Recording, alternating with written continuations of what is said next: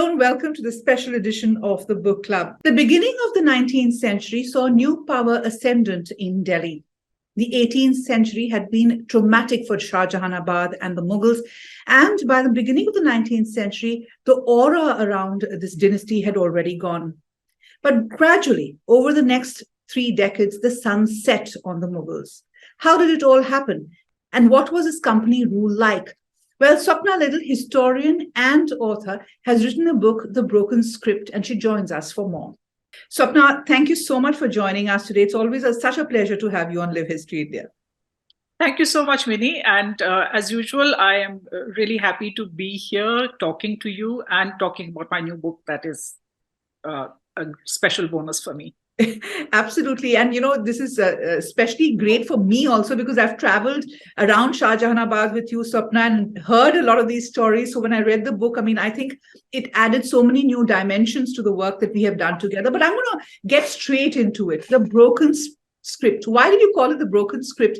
And how did you, decide on this period? Because I know that you've done your PhD on this and you spent a lifetime really studying this company period, so to say. But it often gets swept under because it is an interregnum between two important periods, the tumultuous 18th century and, of course, 1857, which then becomes a watermark of sorts, especially centered around Shah Jahanabad. So let's start with the genesis of this book. I did my PhD on this subject. This is not quite the thesis because I've completely rearranged it.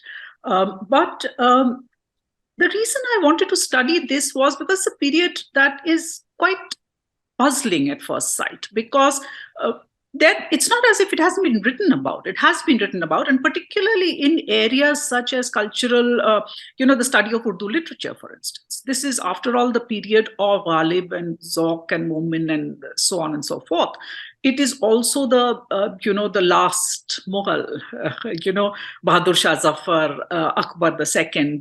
So it has been written about, but it is writing that is so very contradictory and confusing because often, it's not very clear what exactly this period was about, because there was this idea that it was a twilight, there was an idea that it was an age of decay, and at the same time, it was an era of cultural efflorescence.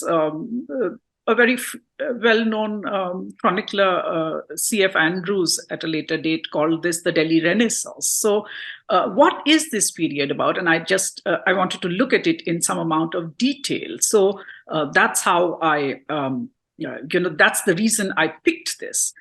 And as far as the title of the book goes, The Broken Script. Now, we really racked our brains about this. And one of the ideas was, how can we describe this book? It's a complex book. It's a very complex period. And that comes out in the book.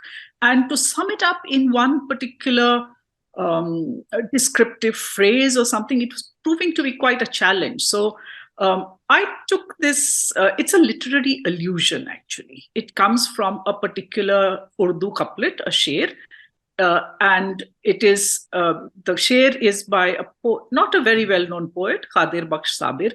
And it says, Bas ke bedad se toote hain makane Dehli, ho rakam shak khate shikasta se bayane Dehli. Which means that, so unjustly have the buildings of Delhi been razed that the account of Delhi should be written in the Shikasta script. Shikasta script is a particular kind of Urdu script, and it literally means the broken script. So there's a lot of breaking that is happening here. There is an account, but it is abruptly broken, mainly by the revolt of 1857, and that changes a lot of things. Not the least our memory of what that period was. I think a lot of the confusion about what that period was is because of what happened in 1857. That kind of obscured the period that had gone before.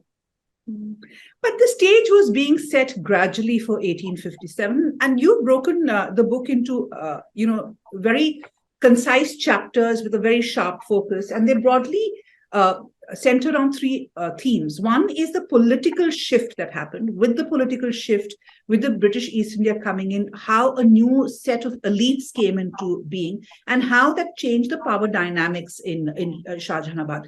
The second is the so-called literary and academic renaissance that happened. And the third, of course, is 1857 itself and what happened over there in Shah Jahanabad. Let's start with the first one. And I would like you to, set the stage for us to 1803, because, like I said, the 18th century was so tumultuous. The Mughals were symbolic rulers, but they did have a mental space that they enjoyed, that they continue to enjoy, as you rightly point out, through Shah Alam's reign. So tell us how it all set up to what happened in 1803. The 18th century, I remember when I was an undergraduate student, there was this whole thing that, we have now changed how we look at the 18th century. Because the 18th century, the British historians who were setting up a sort of a justification for their own rule always characterized the 18th century as one of disorder and anarchy and all those kind of things, and actually, and that was a way of justifying how British rule came in and why British rule was necessary to bring order into the place. Now, the problem is that kind of, obscured for a long time a study of what was actually going on in the 18th century, and that over the last 2 or 3 or more decades has been rectified to a large extent. We now know that the 18th century was a period of, it's the period when you have so many kingdoms come up, and they have very interesting histories, and they have very interesting cultural contexts, etc. So to say that it's a period of decay would be, a very empire-centric way of looking at things. But what happens to the Mughals during this period? The Mughals move from being the rulers of a large empire to becoming, the empire is still there in some ways, because all of these other kingdoms that are coming up are all sort of transitioning from being governors and, of the Mughal Empire to being sort of projecting themselves as ruling on behalf of the emperor. Mm. And that goes on for a very, very long time. So the Mughal emperors do have power, because in the mind of many, they are the source and fount of power and authority and sovereignty.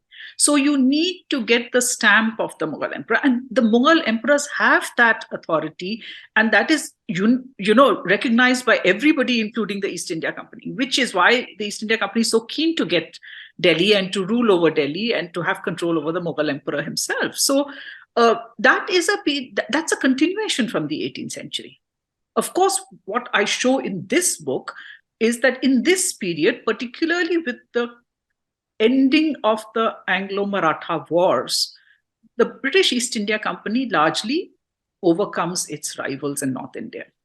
And with that happening, you have a second transition coming in, which is that now it can afford to dispense with its own allegiance to the Mughal emperor, to say, to not to keep up that fiction that it is ruling on behalf of the Mughal emperor, but also to encourage others, like the Marathas, like the king of Awadh. Awadh is the ruler of Awadh is encouraged not to adopt the title of king of Shah rather than as a Nawab.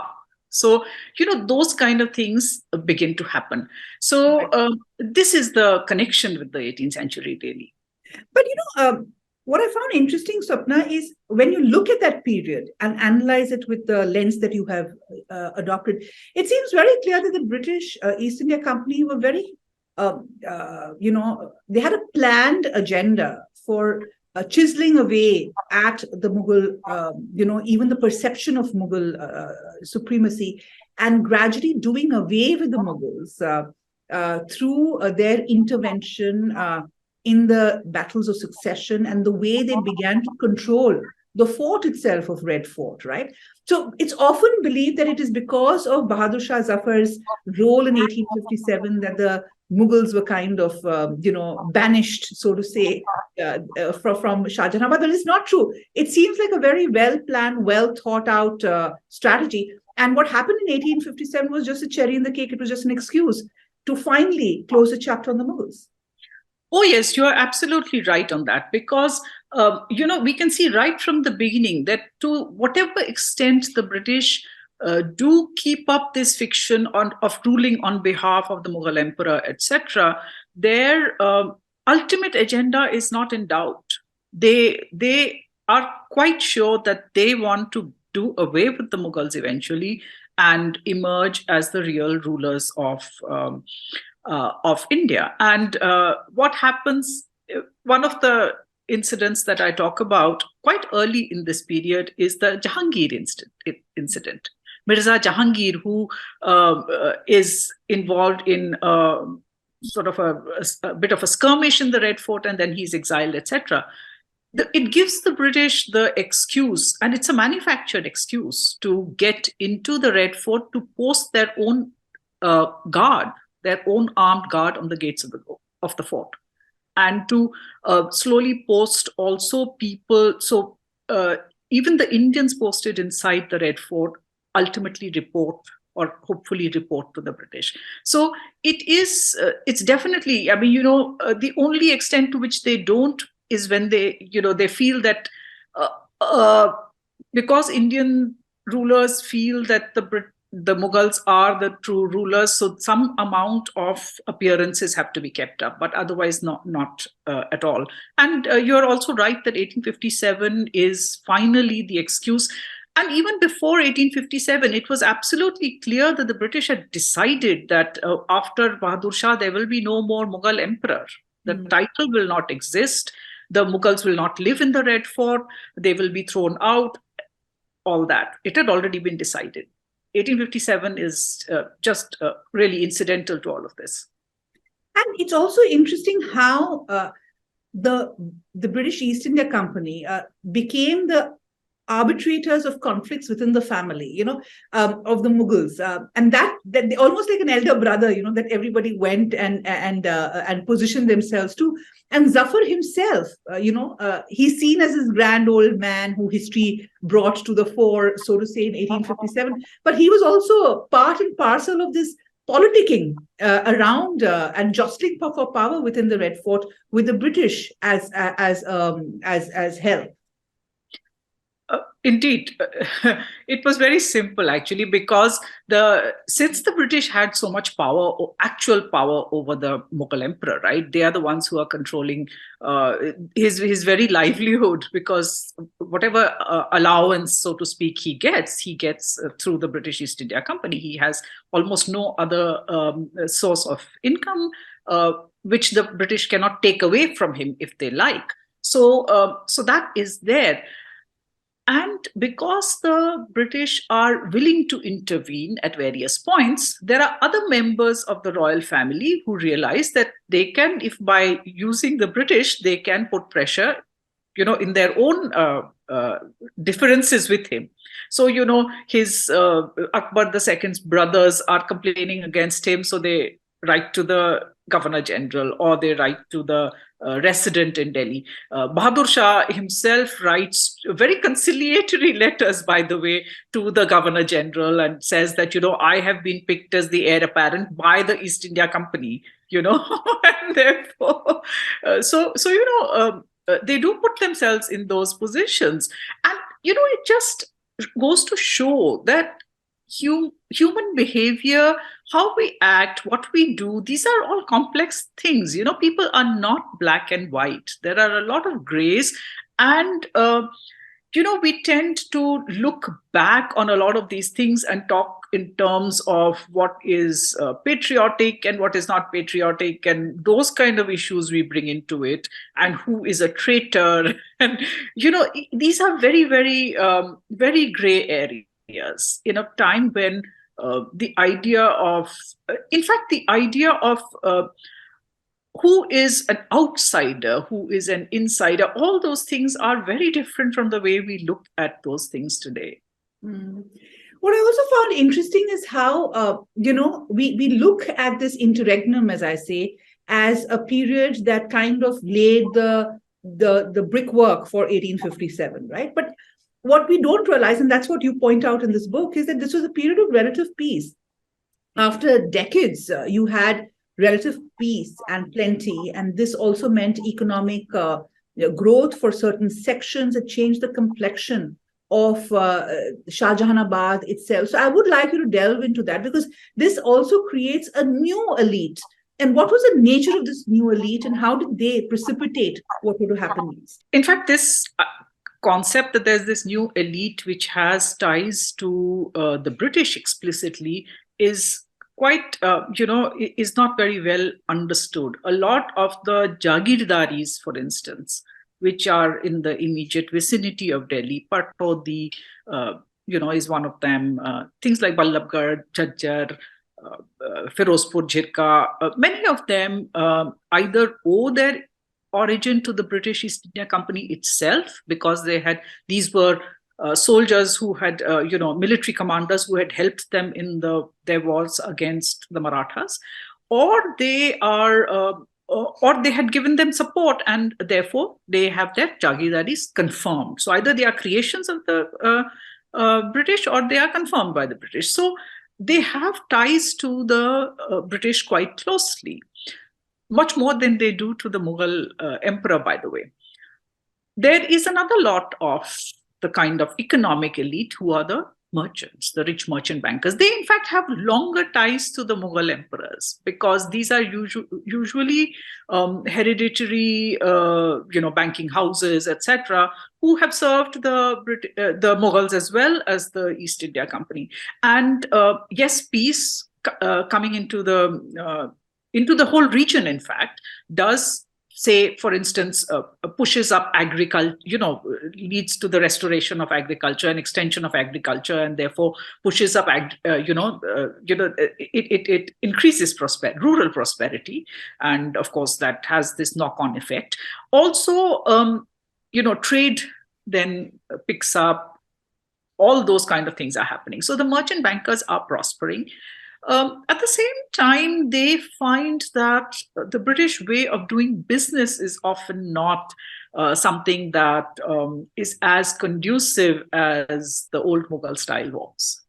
So many of these people, while they, they obviously necessarily have strong ties to the British, but they also suffer, some of them. Some of their, I mentioned one or two banking firms which almost were ruined because of complex, the British had a different system of dealing with people, which caused, problems, economic problems for them. Right.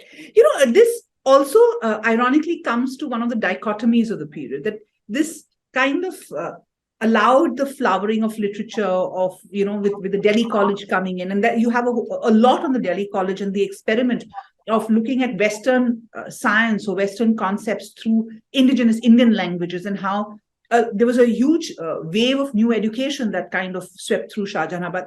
But all of this leads to what you referred to, what Andrew said was the renaissance of the period. So in many senses, this was also a golden age, wasn't it? I mean, I hate using these terms, but it was a kind of a period of great cultural significance as well for Shah Jahanabad itself, because after the rout of the 18th century and then what was to happen later, these were 2-3 decades where it kind of flowered.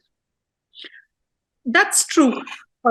However, one of the things that I hope I have been able to convey through the book, and it definitely was my intention, was to show to what an extent, often when people talk about things like Renaissance or colonial modernity, we put a lot of emphasis on the role of Western institutions like the new Western style colleges, etc., and the printing press and all that. And while they do have their place, I have also tried to show how there was a very well-rooted, well-established system of learning in Delhi. Delhi had been a great center of learning, and there were these institutions, primarily the institution being not formal colleges, etc. Many of those had suffered badly in the 18th century, but through the Ustad-Shagird relationship, that those traditions of learning had continued. And in fact, I've tried to show how Fort William, for instance, some of its leading lights are actually Delhi people. A lot of the people who are working with the British in exploratory forays in Central Asia, in Burma, etc., these are Delhi people, because these are Delhi people who are well connected. These are people who are well educated in Persian, etc. They are, in fact, they are, as diplomats, much more useful than the British are, own officers are, because they don't have any of these cultural skills that they can use. So those kind of Delhi people, and they are the ones who primarily what happens with the Delhi college is not so much that they learn so many new things, but they get to participate in a new sort of academic. They get an English speaking audience, so they are writing in English, for instance. You have Master Ramchandar, you have even somebody like Mohanlal Kashmiri. They are getting a different audience. But yes, of course, there is a lot of ferment as well. And there again, I've tried to show how in many ways, and we forget, many people have talked about this very blithely, and I'm talking about historians as well in passing, talk about this as a time when Delhi's culture was practically untouched by colonial rule. And that's, that's just not true. That's interesting. What I also found interesting was the fact that, by the 1850s, you point out how there is a rallying of people around the persona of Bahadur Shah Zafar, right? I mean, he is somehow attracting a lot of, people who are frustrated with the British system, especially soldiers. Why did that happen? Because that was something which I found very interesting. It was not as though it just happened when Meerut kind of blew over. It was really something that had started trickling in before. For one thing, I talk about instances about how the Mughals had this way of forging very personal ties with people. And there were many ways of doing it. The Jharokha, the darshan at the Jharokha, the admitting people into darbars, being generous with people. So those kind of things, employees who had been serving many years ago, they still kept up that they would come to the darbar. Their children, when they got married, would be given special clothes. I remember in one case, one employee of Bahadur Shah came and said, "Please name my son." So these kind of things, that kind of personal relationship with the Mughal emperor was, I think, appreciated by a lot of people, particularly since the British administration tended to be rather impersonal. Those kind of personal ties were not part of it. Was seen as being unprofessional, I suppose. In today's terms, that's what we would call it. But so that Mughal emperor also had a wider charisma, particularly from at least Akbar's time. There had been this idea that he has a sort of a spiritual aura. And that was also seen by a lot of people as drawing them to the emperor to become his murids. He's a pir, he's a spiritual leader, and they become his disciples. As far as the soldiers are concerned, a lot of soldiers in the 1850s are coming to him and becoming his murids. And in fact, the East India Company notices that and says, "Please stop. These are soldiers in our army. They cannot form these ties with you." And then he turns them away after a while. But I think the reason this is happening is that we do know that 1857 itself does not come out of nowhere.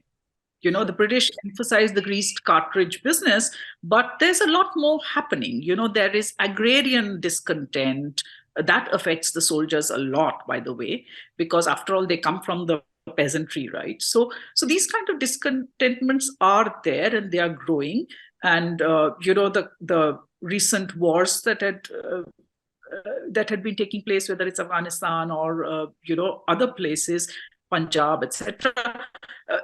Soldiers had a lot of things to complain about. Other people have written on this quite a lot. What leads to 1857? So all of those discontents, I think, is what we are seeing in 1850s. But there is no, conversely, there is never any conspiracy, really. The Mughal Emperor is taken as much by surprise as anybody else when it happens. You've looked at a lot of contemporary sources, Swapna, to paint the picture of what happened in 1857, in the run-up to 1857. And I think one area that we must talk about is how Zafar was himself, portrayed, or how he was looked at by the mutineers who come in. Because there are references to how he was called a Buddha, he was, just brushed aside, and yet he was symbolic. So there was a dichotomy in the way they used his name and the way they treated him, which I found very interesting. That's true, because very much like the British themselves did. When they needed him, they did turn to him with, kept up his dignity had to be maintained. But in practical terms, the soldiers, I think it is a little complex, because partly, yes, he is just a symbol. And he's there because he plays that symbolic role, and therefore he's crucial to their movement. Some of it is also they are not as refined and mindful of etiquette as somebody who's a darbari of the Mughals would be. So some of it is just that brashness that is there. But they want him to play a certain role, but they want him to stay in his place also. Also, I think, the idea of what the soldiers play a very important role in this. I mean, it is quite right not to dismiss 1857 simply as a mutiny. But when we look at Delhi, for instance, the soldiers play a very important role. And one of those roles is in the setting up of an administration in Delhi. What we don't realize is that this is not a revival of Mughal rule that is being looked at. It is completely a new, it's a court of administration which is set up, largely dominated by the soldiers, members of the royal family.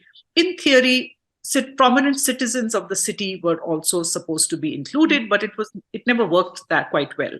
So the idea of a new kind of system of governance, which will have, which is not monarchical, which has this court of administration, which has nominated elected members, and also, of course, then the idea that what gives you the right to rule.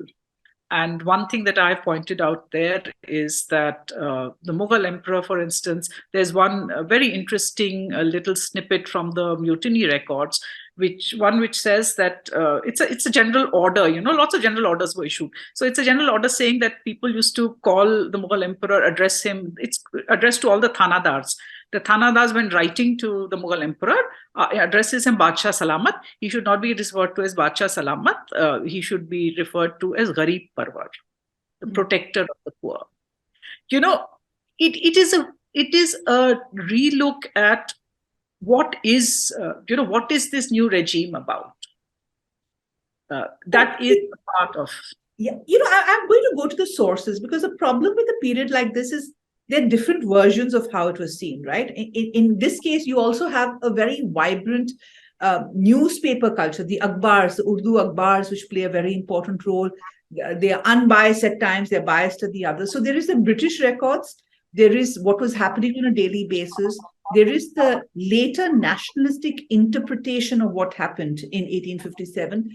And there are also reports, tangible reports of these soldiers also going on raids in neighborhoods.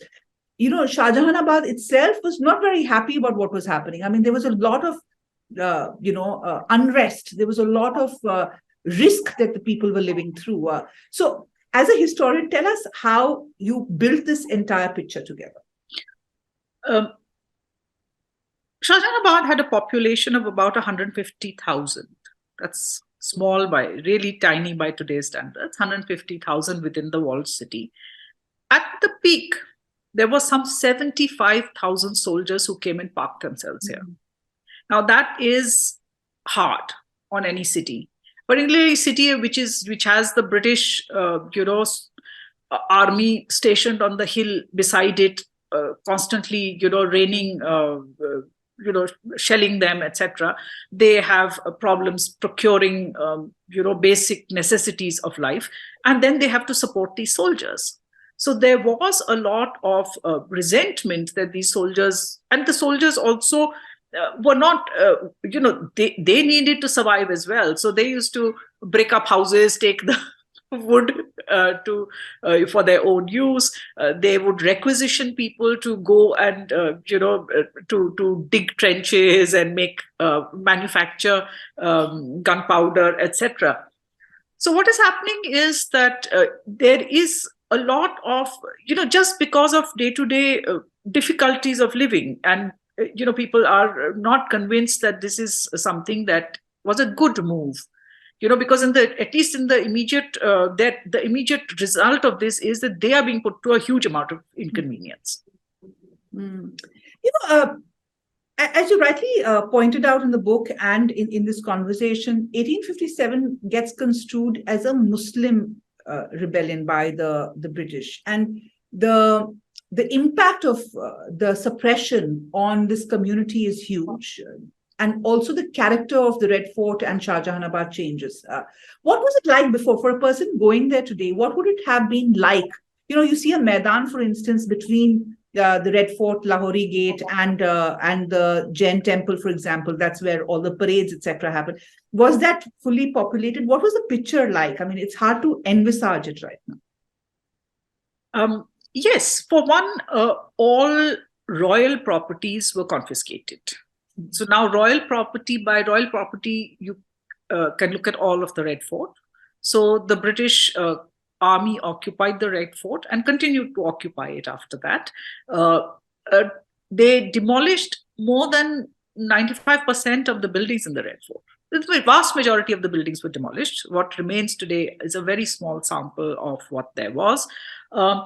Eventually, they would build other buildings inside the Red Fort. In the city, a large piece of area around the Red Fort, around the perimeter, about 450 yards wide, was cleared of all buildings except for a few Hindu and Jain temples.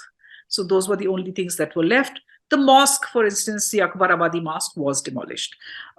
You had a lot of royal properties like Jahanara's Sarai, Jahanara's Chandni Chowk, the hammam, all these things inside the city were also demolished. So the look of Shahjahanabad definitely changed a lot after 1857. There were also interesting characters. Of course, your book is full of these very interesting characters. The publisher of the Delhi Urdu Akhbar, for instance, a very interesting person. You must talk a little about that. Ghalib himself. We've all grown up on that lovely series of Ghalib with Nasiruddin Shah acting. My memory of Ghalib is that we've been to his old house over there. But he's also a survivor in this whole thing, right? I mean, he survives all the regimes and he's very smart about it. So the people also are very interesting. Tell us about some of the people who stood out for you while you were researching. Yes, as you say, there are very interesting people here. And Muhammad Baqir, who was the editor of the Delhi Urdu Akhbar, he had been educated in the Delhi College. So he had a Western style to whatever extent the Delhi College represented that sort of education. And he worked in government for a while, and then he became the editor of the newspaper. He's a very interesting guy because he takes his journalistic responsibility very seriously. He talks about what is, it's interesting. He actually talks about fake news also, because he says that, a newspaper's, the role of an editor of a newspaper is to make sure that the newspaper always publishes the truth, because if you get into the habit of carelessly allowing fake news to slip in, then after a while people won't believe your newspaper, and then what, even if you write the truth, then they will not believe it. So he's talking about his journalistic responsibility, what a newspaper should do, etc. And he's also interesting because he really goes into he is pro-British in his earlier days. He is pro-British, but he's not uncritical. He believes that the British are doing good work, they are fine, and but he is critical of individual decisions, taxation, etc., etc. There are a lot of things. When the revolt happens, he slowly does a about turn, and now he is with the rebellion. He is with the new regime, and he says that I am, and he said that, he's very frank about it. He said, when the British were there, we couldn't speak up, but now we can because they have gone. But his journalistic style does not change substantially, because he is still continues to be critical of individual, steps that are taken by the administration, what they are doing wrong, etc. One person that he often is, is almost invariably kind to, and is the emperor himself.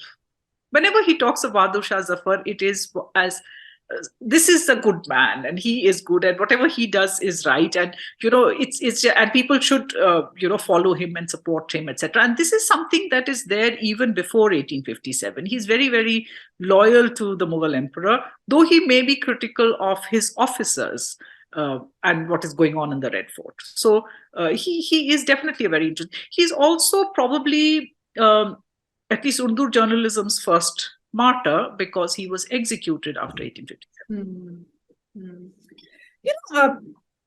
I've always been curious about how the British East India Company saw Shah Jahanabad. They come over there in 1803. They spend a long time trying to dismantle the Mughals, perceptionally, symbolically, and then finally through force. But they don't stay back in Shah Jahanabad. They move on, and they only use it for their darbars, for proclamations, for more symbolically. Why do you think that happened? What was the essence of their interaction with Shah Jahanabad? The period before 1857, to some extent, it is correct, as some have pointed out, like William Dalrymple is one of those who's pointed out. There is an interaction between local British officials, Indians in positions of either power or culturally prominent, and there are these points of interaction. The Delhi College, of course, is only one of them, but things like the Delhi Archaeological Society. This is one place where they interact. And that kind of, there are at least some British officials who are taking an interest in the culture of the city. Through other people's work, we know about the artists that were being patronized by Delhi officials. So there's involvement. At least Thomas Metcalfe is interested also in, say, the Mehrauli Pankha Mela, Phool Walon Ki Sair, etc. So that is that kind of interaction. 1857 completely fractures that. And Delhi is pushed into a sort of it becomes a backwater. It is punishment that is meted out to Delhi.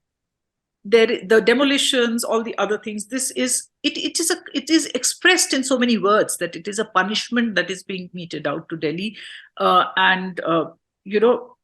course, the fact that the Mughal court is gone, the fact that so many of the Jagirdars who had been implicated in 1857 were executed or completely dispossessed, it does affect the culture of the city. But that kind of interaction between the British population and the Delhi population also has an impact. And of course, the fact that so many of the Delhi's intellectual elite also migrate after this has an impact. The British really,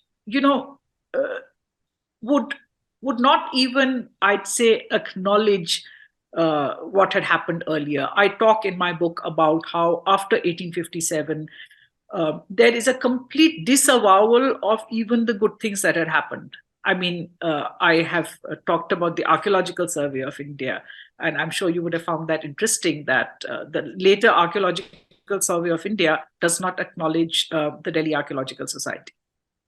Right. But they turn their back on Delhi completely, right? Until they come back and decide that it is the capital, it is going to be the capital. For them, in their mind, was Delhi always a symbolic seat of Mughal power, of suzerainty, and nothing more? It was not the most practical place, because it is not a practical place if you have to govern the whole of Southeast Asia and the large empire that they were at the helm of. That's true. And really, it is not the most practical, though, as the 19th century progressed, the fact that so many railway lines converged on Delhi, etc., did help that. And Delhi was seen as at least a little bit more practical than Calcutta itself was. Mm. When the shift of capital finally takes place in 1912, the reason is again largely political. Mm. It's about trying to draw again on that legacy of Indian see Delhi as the capital of empire. So it's a makeover for the British Raj, which I've covered in another book of mine, which is Connaught Place. So that is really definitely very, very political move, and it's also in many ways a distancing from the events of 1857.